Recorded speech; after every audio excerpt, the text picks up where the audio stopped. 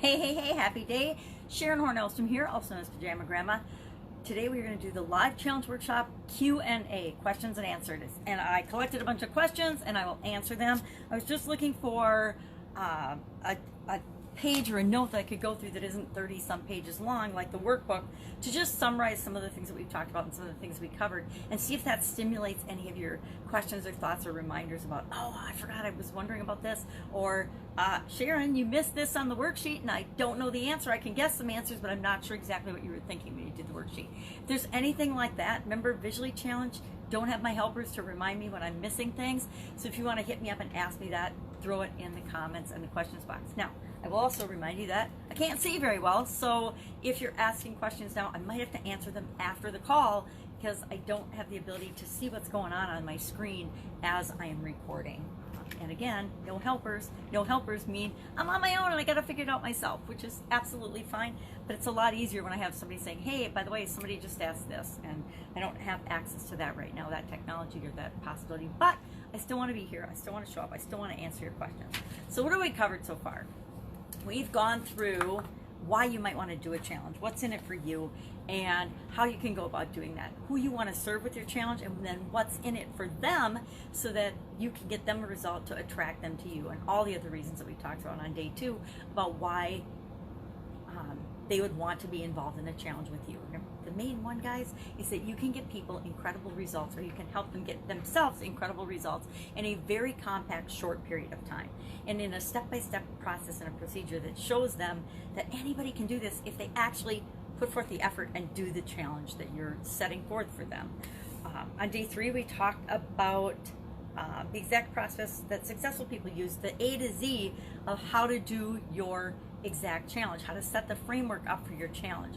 And you're from deciding what your title should be to how many days, where you're going to do it, is it going to be free, are you going to have prizes, all the little details and all the things that make any type of an endeavor successful by using frameworks. We use frameworks and plans and models to help us make sure that we're more successful and things go more quickly and easily than if we didn't have a framework or a model to follow.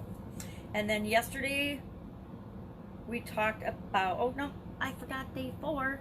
Day 4 we talked about how to become the expert in your industry, the expert in your category, become the category king or queen. And you do that, one of the fastest, easiest ways to do that is to get results for people, to be communicating with them, to be showing up, to be publishing, but also to be leading them through processes that get them an actual result. That proves to them that you can help them get a result. What better proof is there to anyone than to actually have them successfully achieve or get or do something themselves? That connects them automatically to you, and then they want to work with you further. So we talked about that on day 4, and then yesterday we talked about a whole bunch of things that are really important to our success in any endeavor, our success not only in our businesses, but our success in our lives as well. We talked about the 7 areas, we talked about the main human needs, and I will do a bonus day probably on Monday about the specific things to do before, during, and after your unique challenge, the challenge that you're creating either for yourself or for other people. And I recommend right now, do one for other people, because this is one of the best ways to stay in front of people in this bizarre and unprecedented economic time that we're all going through right now as part of course, the coronavirus, or I like to call it COVID-19 because I feel so bad for Corona beer. So should we hop right in and talk about some questions? Let me go to the page where I was collecting all the questions and see what we've got. Of course, I cannot read the questions, but I'm doing the best I can. I tried to write them in big dark marker, but I'm not always great at doing that as well. I sneak a little tickly throat, drink. A lot of the questions that came in stem around people being displaced and out of sorts, or their business actually shut down by the coronavirus, and they're asking, and I wish a couple people had put in their specific businesses. Most people just said, hey, my business is shut down. Well, is your business a salon that's shut down? Because how you can use a challenge might be slightly different for that than if your business is a restaurant and your state absolutely shut down, there's nothing you can do, or you can still do delivery. I did have one person say they're in the hospitality industry and that they can do delivery, but how could they use a challenge to reach people and approach people more with respect to that? And then I know that people are having to solve problems on their own. I had to solve the problem of what am I going to do about my fingernails, because I didn't go to the salon when I should have a few weeks ago. So now not only was I due then, but I'm a couple weeks past that. Well, luckily I have a very talented daughter who has great vision, and she helped me get my nails done. So that will tide me over for at least another couple weeks, maybe 3 or 4, so that I didn't feel like I was going to break all my nails off and be miserable because, and okay, is that really a big problem like other people are facing now? No, but my son reminded me yesterday that each of our problems and each of the pains that we're feeling is unique to us. So for me, not being able to get my nails done might be as big a deal as somebody can't get toilet paper. Now, I'm not comparing those two because that's just ludicrous. People need toilet paper. I don't need to have my nails done. But I didn't want to be like Pink and cut off all my hair, cut off all my nails. So we always have the ability to find a solution. And challenges. Somebody said challenges are too hard, and I'm not making light of that. But guess what? Challenges are not too hard. And there's no way to avoid challenges in any of our lives, not just with the COVID-19 virus challenges that we're facing right now and the unique situations that we're finding each and every one of ourselves in, but in our lives, every day we wake up with challenges. We're challenged to get out of bed in the morning. We're challenged to figure out what we're going to eat today. We're challenged to figure out what we're going to wear today. Some of us, it's easier than others. We're challenged by other people, situations, experiences, actually thousands of times a day. So anybody that thinks they can't handle challenges and they don't know how to deal with challenges is, kind of not being honest with themselves, because we're doing it all the time. Every time we're making a decision or a choice, we are picking among alternatives, which is really what challenges are all about, right? And handling challenges are all about. Somebody said challenges are expensive, and I think I've shown you, and if I haven't, we will do it on maybe we'll even do it tomorrow. We'll do a specific total walkthrough, step by step of all the behind the scene things that I do to set up my challenges, which I do for free, incidentally.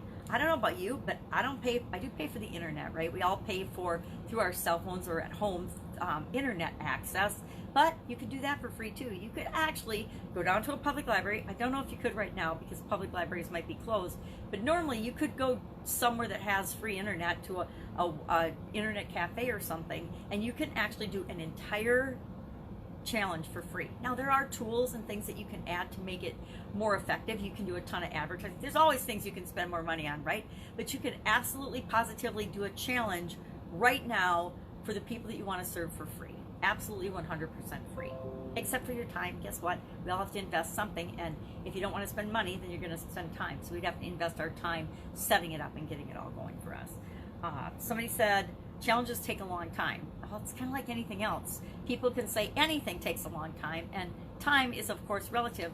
And I would contend that never in the history of my life and most other people's lives have we had more access to time and the resource of time than ever before. Of course, there's people that are still working. I mean, the world hasn't come to a screeching halt, although a lot of our businesses and a lot of industries have come to a screeching halt.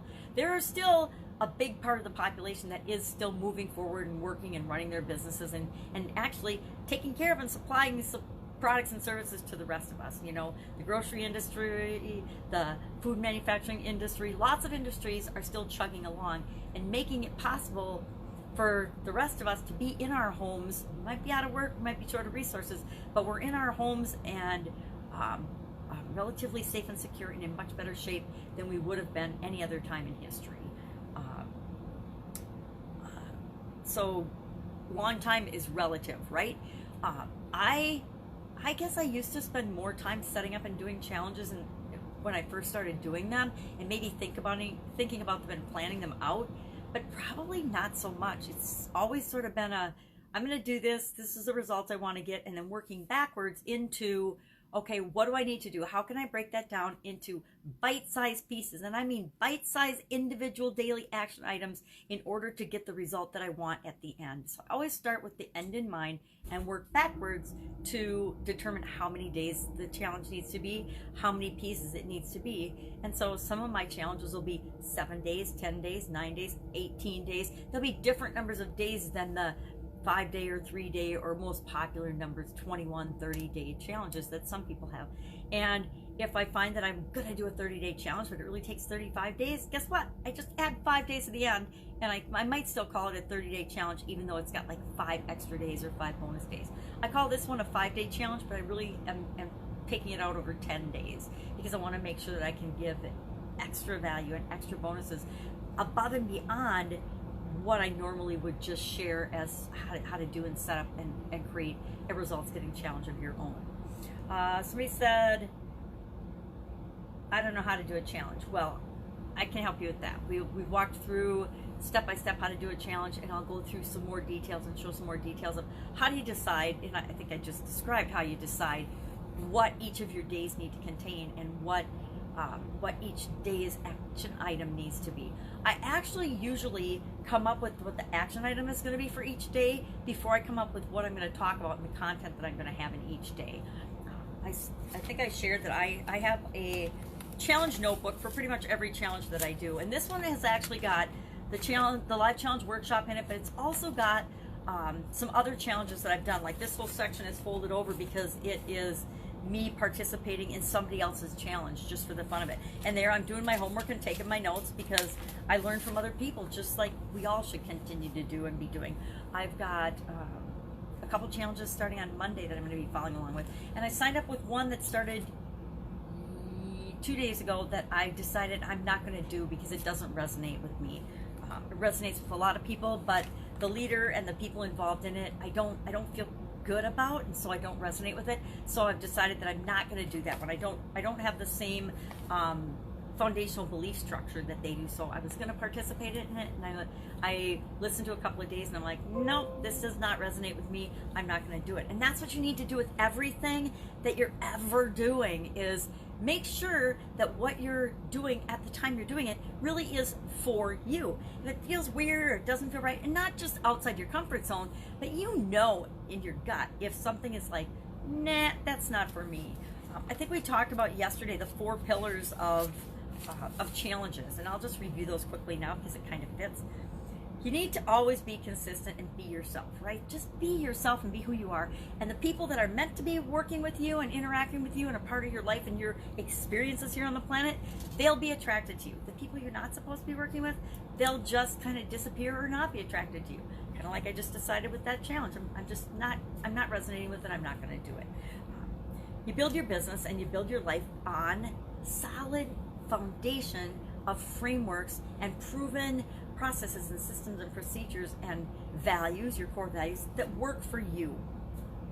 We give value first, and I love the challenge model because it gives value first. It gives incredible value first, and not only value from you, but a value and confidence in the person that participates in the challenge, knowing that they can do it too. They can get a result for themselves too. That increases their status, increases their confidence, and their faith and their ability in themselves, and builds momentum to go forward and then do something else, continue to move toward what it is that they want. And the 4th pillar is continuous improvement, lifelong learning, always getting better and better and better. So you know what? It's kind of like doing a Facebook Live. The first ones are painful and hard, and you have to put forth more effort. But as you do them over and over and over again, they become easier and easier and easier, and you create and make them your absolute own. And that's kind of what happened with challenges for me. I've been doing them forever by myself and for myself, and I thought, why would I not be helping other people that I know want to get the same results that I do? Back to the questions. Magnifying glass. My tribe, my business is different, so challenges won't work for me. I wish I knew what the tribe was or what the business was, because I cannot think of a business or a group of people that wouldn't benefit from a challenge and a challenge that you lead. Every group, every tribe, every congregation of people wants some kind of a result, right? Nobody belongs to a group unless they want some kind of a result. Maybe it's they want more belonging, more camaraderie, more connection. That can be a reason that people join a group. So maybe you can do a challenge that increases the engagement in the group or increases the connections among people in the tribe or in the group. I cannot think of a business, and I challenged, I think on day 1 or day 2, anybody to come up with a business, their business in particular, or any business that they can think of that they didn't believe that a challenge would work for. And I would love to see those in the comments below. Challenge me to come up with a business or an industry or a group of people that we can't come up with a challenge for. I guarantee that there is a challenge that we can come up for, because every human wants a result, right? We all want different results, but we all want some sort of a result. Whenever anybody wants a result, a challenge can be used to quickly and easily get that result for the individual. And I will share, when I first came online, and even a little bit in the Italian food business, I always believed, and I think a lot of us do, a lot of us entrepreneurs and business owners, we believe that our experiences and our business is special and unique and different from everybody else's. And it is. In some aspects it is, because you're involved in it, but there are also so many similarities and so many frameworks that we can learn from, and so many people that we can model to get the result that we want, although we're all unique and different and special. And as my son reminded me, our pain is unique and our experience is unique to us. We can still learn and apply the lessons that other people have learned and use them in our situation to make our situation work. The same is true of challenges. Yep, every single person in your tribe or in your business isn't going to want the exact same result, but the vast majority of people want a similar result. I have talked to thousands and thousands of business owners over my lifetime and my career, and there isn't one of them that has ever told me, I don't want more customers, I don't want to make more money, I don't want more profits. Not one. So, you know, even though each of those thousands of businesses and business owners is totally unique, totally special, totally different, and their experiences and their circumstances are different, they all wanted more customers, to make more money, to be more profitable, to serve people better. So there's enough consistencies and commonalities among us all as humans that we can tap into those and learn from one another. And challenges are the same thing. There's a challenge for every business. There's a challenge for everyone. There's a challenge and a result that you can help your tribe get. And again, challenge me in the comments below. Give me your specific tribe or your specific business, and I guarantee I can come up with an idea that would help them or help you get that result for your desired customers or the people that you're trying to serve.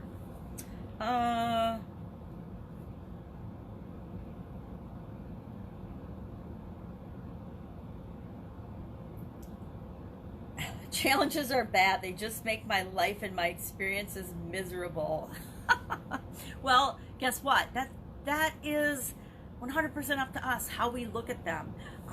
If we didn't have challenges, if we didn't have experiences that caused us pain, I contend that we would never change. We would just live our lives on a level existence, and we would never be motivated to do anything different. Everything would be the same. Every day would be the same if we didn't have any challenges.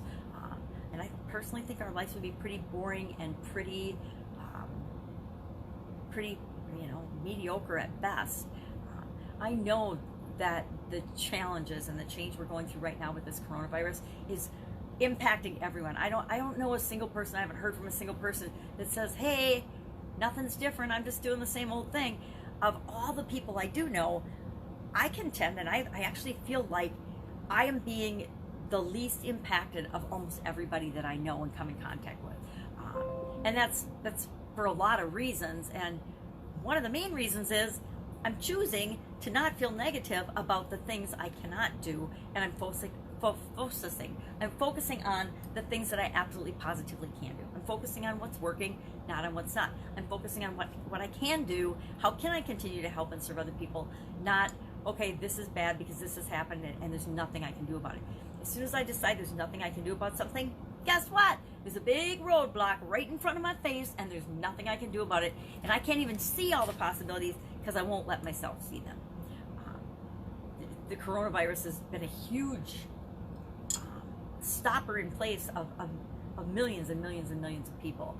And we can either stay there and stay in pain and be regretful for what we can't do, or we can take a deep breath and we can say, yeah, this sucks. This really sucks. I wanted to go to that concert. I wanted to go on spring break. I wanted to go on vacation. I wanted to have a birthday party for my daughter. I wanted to have a birthday party for myself. I wanted to do these things or go these places. And right now, I'm not allowed to do that. Well, okay. What am I going to do? What am I going to do about everything? How am I going to respond? How am I going to react? What am I going to do now? And that's always up to us. No matter what is going on outside of us, it's always up to us to decide what it means. We get to decide what it means. We get to decide what the coronavirus means to us. We get to decide what we're going to do about it. And we can choose to ignore what's going on and choose to like live in a bubble and just keep going about our merry business and then deal with the consequences, or we can choose to make choices that keep us safe, keep those we love and care about safe, but continue to move forward in our life and in our businesses and in the things that we want to do. And there are always a gazillion things we can be doing or could be trying, no matter what the constraints are. Right now, coronavirus and the rules and the regulations and the guidelines that are being given to all of us are constraints. We've always had constraints in our businesses and our lives. We've never been able to 100% do whatever we want, whenever we want, wherever we want, wearing whatever we want, especially if it hurt other people, right? You can't just go out and murder people. It's always been against the law. That would be a constraint. There's always been constraints on our businesses and our lives, and we've learned to live with and deal with them. I am 5 foot 1.5 inches tall. I have got a height constraint. There's nothing I can do about it. I can wear high heels, but I'm still only going to be what? Maybe 5'3"? Right? It's a height constraint, but I can climb up on a ladder. I can build a platform to get me where I want to go. We all can. There's always something we can do if we don't let the things that we think are constraints. We don't tell ourselves stories about how we can't do things. So are challenges bad or good? It's entirely up to you. I personally am feeling super duper grateful for the situation and the position I'm in right now. I am feeling really, really grateful for, I got a house, I got a warm house. I can separate myself from other people because guess what? I'm in a high risk category. I'm old and I've got underlying health conditions. And I need to be, cognizant and careful of who I come in contact with, what I do, da-da-da-da-da. And we all have to decide what level of that we need to do for ourselves and for our loved ones and for the greater good of the world, right?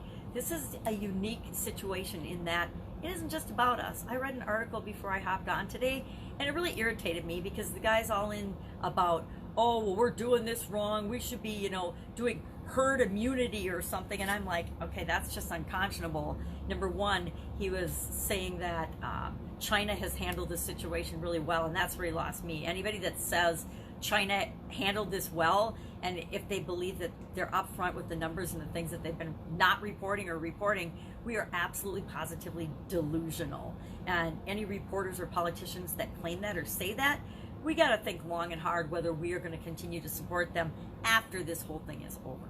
Now, I do agree with him when he said the economic ramifications of what's going on and how our world is going to change and our businesses are going to change will be forever changed and will have probably a more profound impact than the number of people and the number of deaths that we actually have from this.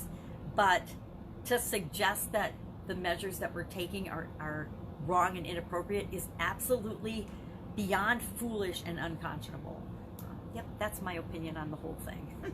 Anyway, let's get back to challenge questions. What challenge questions do you have? What questions about challenges and how we approach challenges, how we overcome challenges, how we create challenges to get results for ourselves and other people? Share those in the comments below and I will get to them. I've got a couple of them. I'd like some more specific business questions and examples. If you've got a business and you're still operating, you can definitely use challenges to continue to bring people to you and to serve people better.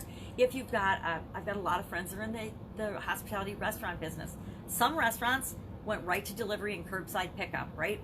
Other restaurants said, we don't do that. We're not going to do that. We don't know how to do that. We're just going to wait it out. Now, you can wait it out, but what are you doing to stay in touch with your customers and serve your customers while everybody is sitting around waiting it out? can use a challenge to help stay in contact, to stay engaged, to stay informed and involved, and helping your customers in some ways, even if your business is 100% shut down right now. And if you're not, if you'd like a specific way to do that, hit me up in the comments below and I will give you some ideas, or we'll get on the phone and we'll chat for a few minutes about what are some things that you could do. How could you do that? Because I don't want to see anybody just throw up their hands and give up and then blame this virus and blame what's going on in the world and the economy, because we can do that, and guess what? Plenty of people will do that, but I don't want that to be you. I don't want that to be anybody I know there, anybody that can hear my voice. I don't want that to be you, because if you give up, you will lose. You will be forever negatively impacted by this situation, but we don't have to be. And I want to make sure that anybody I can help, that I do help during this. That's it. That's all I've got today. I will see you tomorrow with, I can't remember what we're doing tomorrow. I will either do, and I kind of want to wait until Monday to do the detailed step-by-step walkthrough of how I do my challenges, because I think that'll benefit more people than if I do it on the weekends. There are still people working. Gosh, bless them.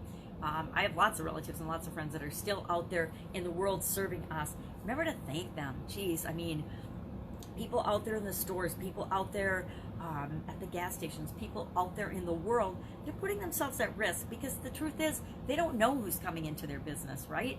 And so it can be scary. I know some people are feeling the pressure and they wish they could be home, and then people that are home are feeling the pressure and wish they could be at work. So it's always that, you know, the grass is always greener on the other side situation, even now. Go ahead, keep posting your questions. I will continue to answer them as we go on. Have an absolutely amazing day. You know, spend time with your friends and family, and your family especially, if you can't even see friends.